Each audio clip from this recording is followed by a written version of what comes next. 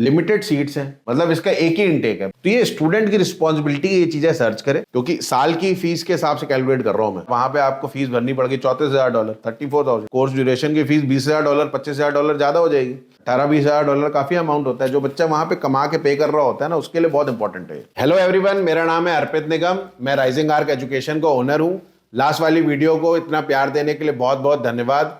आप लोग की इतनी इंटरेक्शन होती है, वीडियो को इतनी इंगेजमेंट मिलती है, तो हमें भी बहुत मोटिवेशन मिलती है, हमें बहुत कॉल्स आती है, हमें भी नए नए वीडियो बनाने का मन करता है। हेलो एवरीवन, तो आज हम आए हैं राइजिंग आर्क के सेट पे। मेरा नाम है कार्या। हेलो अर्पित जी, कैसे हैं आप? बढ़िया जी, बढ़िया जी, बहुत आप अच्छा। तो बहुत बढ़िया हैं। आपने तो लोगों का बुरा हाल किया हुआ है। नहीं, मैंने लोगों को और स्टूडेंट का बुरा हाल नहीं किया है। ऑस्ट्रेलियन एम्बेसी ने थोड़ा बुरा हाल किया था, पर वो हालात धीरे धीरे सही हो जाएंगे। जेन्युइन स्टूडेंट के वीजे आएंगे अब। ठीक है, चलो मुद्दे की बात करते हैं। जी जी जी। सबसे पहले तो ये बता दीजिए, जो इंडिया के स्टूडेंट्स हैं, बीएससी नर्सिंग का बहुत फितूर चढ़ा हुआ है उनके दिमाग में, तो उनको क्या करना चाहिए? देखो, पहली बात, बीएससी नर्सिंग का अगर फितूर चढ़ा है तो बीएससी नर्सिंग करके उतरता है। पहली बात तो ये है। अब देखो, बीएससी नर्सिंग का फितूर चढ़ना या फिर जो भी है, जो भी सिनेरियो है, बच्चों को इंटरेस्ट है, उसका एक लॉन्ग टर्म गोल और शॉर्ट टर्म गोल सारे पूरे होते हैं। मैं आपको बड़ा क्लियरली एक्सप्लेन भी करता हूँ, व्यूअर्स को भी एक्सप्लेन करता हूँ। बीएससी नर्सिंग का जो कोर्स है वो क्वालिफाई करता है to become a registered nurse. अब कोई भी बच्चा ऑस्ट्रेलिया पढ़ने जाना चाहता है या फिर किसी और कंट्री जा रहा है, हम तो पर्टिकुलरली ऑस्ट्रेलिया की बात कर रहे हैं, तो ऑस्ट्रेलिया अगर पढ़ने जाना चाहता है तो हमेशा लॉन्ग टर्म सेटलमेंट देखता है अपनी, कि भैया मैं यहाँ से पढ़ाई करने जा रहा हूँ, 3 साल मैंने पढ़ाई करी, उसमें मेरा 4 साल पढ़ाई करी, मेरा फ्यूचर क्या बनेगा। और हमेशा अपने लॉन्ग टर्म गोल भी देखता है कि भाई लॉन्ग टर्म गोल में क्या है। भाई आदमी रुपया, पैसा, अच्छी नौकरी, कमाई, ये सारी चीज़ें देखता है। थोड़ा वर्क लाइफ बैलेंस भी देखता है। तो ये बीएससी नर्सिंग की जो डिग्री होती है, ये ऑटोमेटिकली आपको क्वालिफाई करती है to become a registered nurse. उसके बाद जो वेज रेट होती है, जो वेज रेट है वो बहुत ही अट्रैक्टिव होती है, बहुत ही ल्यूक्रेटिव होती है। इसके साथ साथ कुछ कुछ हॉस्पिटल्स में जहाँ पे ये लोग जॉब करते हैं, वो लोग बहुत सारी आपको मतलब फैसिलिटीज़ बोल लो आप या फिर पर्क्स बोल दो, वो भी देते हैं। कई कई जगह पे तो ऐसा भी देखा गया है कि कभी कभी आपको अगर एडिशनल टाइम भी कहीं लगाना है, इनकेस आपके हॉलीडेज चल रहे हैं और आपको एडिशनल टाइम भी लगाना है, तो जो वेज रेट मिल रही होती है उसकी 1.5 गुना भी आपको कहीं कहीं मिल जाती है। इनकेस आप किसी वर्कशॉप दे रहे हो या फिर कहीं और जा रहे हो, किसी कैंप में काम कर रहे हो, अकोमोडेशन 5 स्टार, बहुत ही बढ़िया, बहुत ही ल्यूक्रेटिव है। तो ये बीएससी नर्सिंग की डिग्री किसी भी एस्पिरेंट के लिए, किसी भी स्टूडेंट के लिए, वो सारे लॉन्ग टर्म गोल पूरे कर देती है। जो एक स्टूडेंट जो 18 साल का होता है, जो सपने देखता है कि बड़ी गाड़ी, बंगला, अच्छी कमाई, है ना, घर आके जब वापस आना तो घर वालों के लिए फ़ोन लेके आना, तो वो सारे पूरे कर देती है। बस वही सब, इसीलिए लुक्रेटिव, और कोई रीज़न नहीं है इस चीज़ का। फितूर चढ़ना इसी को कहते हैं। ठीक है सर, फितूर तो हम उतरवा देंगे बच्चों का। आप पहले ये बताइए कि जो एकेडमिक क्वालिफिकेशन का क्राइटेरिया है वो क्या रहेगा बच्चों का? देखो, एकेडमिक, पहली बात तो ये बताना जरूरी कि जो बच्चे बायोलॉजी वाले हैं वो एलिजिबल है। Physics, chemistry, biology, English, physics, chemistry, biology का जो कोर 4 का रिक्वायरमेंट है, सीबीएसई और आईसीएसई की बात कर रहा हूँ, वो 65% है। और 65% में आप मैक्सिमम यूनिवर्सिटी में क्वालिफाई कर जाओगे।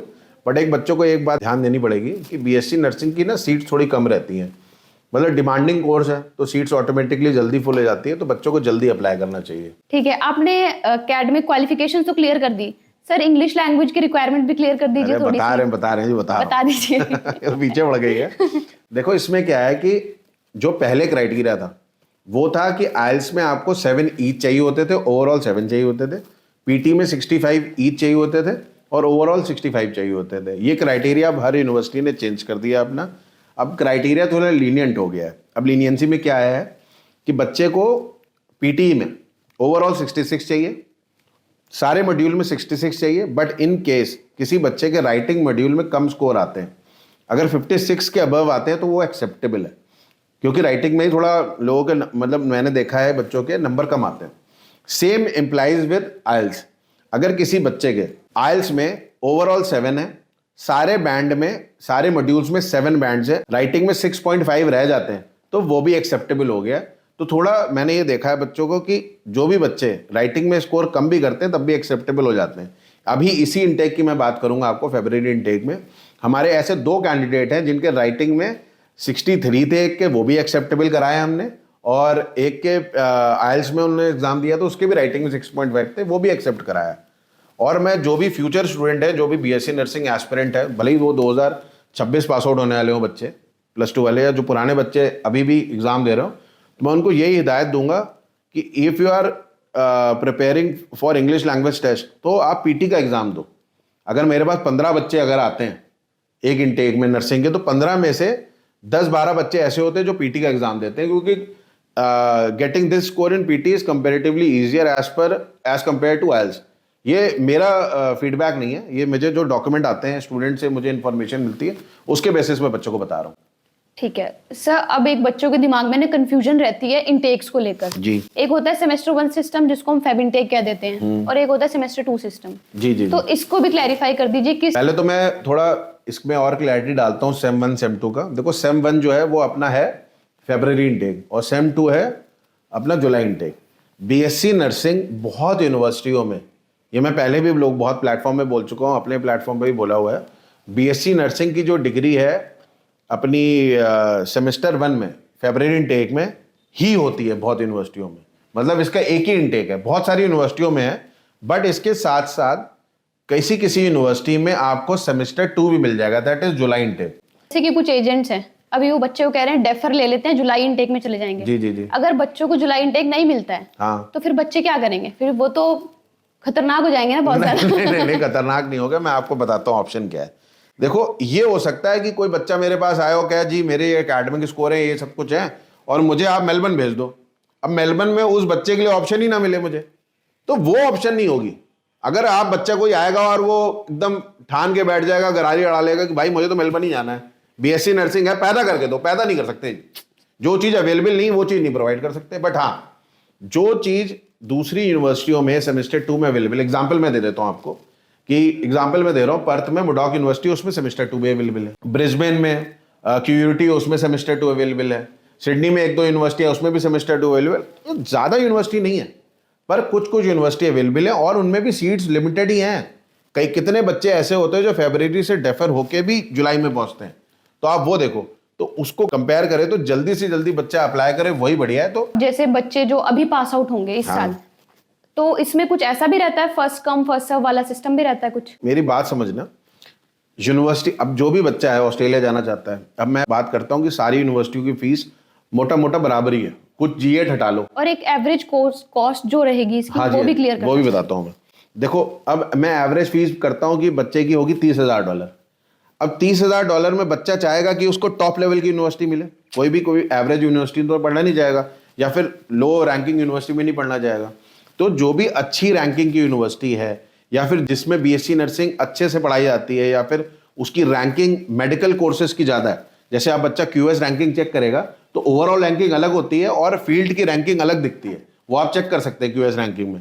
तो कई की मेडिकल की रैंकिंग बहुत ज़्यादा होती है, जैसे मैं एग्जाम्पल ले लेता हूँ ऑस्ट्रेलियन कैथलिक यूनिवर्सिटी, उसकी मेडिकल कोर्सेज की रैंकिंग ज़्यादा अच्छी है, मतलब उसके मेडिकल कोर्सेज की क्रेडिबिलिटी बहुत अच्छी है एम्प्लॉयर्स के अगेंस्ट, या फिर गेटिंग एम्प्लॉयमेंट, या फिर लेटर ऑन आपको जो पैकेज मिलेगा उसके लिए।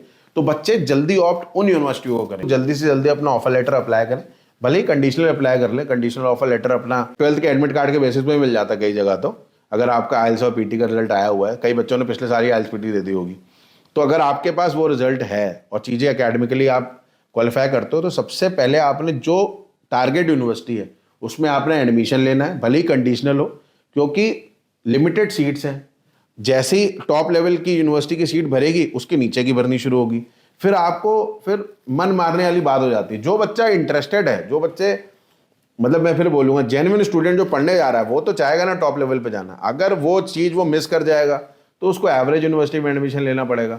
बस थोड़ा ये फिक्र है, और उसमें भी कंपटीशन बहुत है।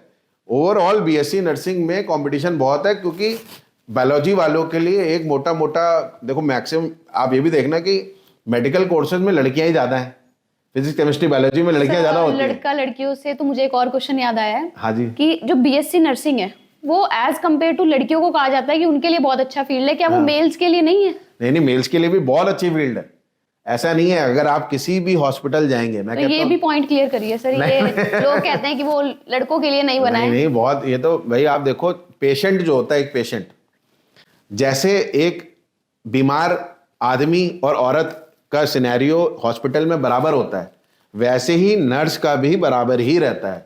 ये इसमें एम्प्लॉयबिलिटी दोनों की बराबर ही है। अगर मेल नर्स है या फीमेल नर्स है, उन दोनों की एम्प्लॉयमेंट की वेज रेट भी बराबर होती है, पढ़ाई भी इक्वल है, सारी चीज़ें बराबर है। और कहीं कहीं देखा गया है कि जहाँ पे मेल नर्स की रिक्वायरमेंट कहीं कहीं ज़्यादा भी हो जाती है कभी कभी किसी किसी सिनेरियो में।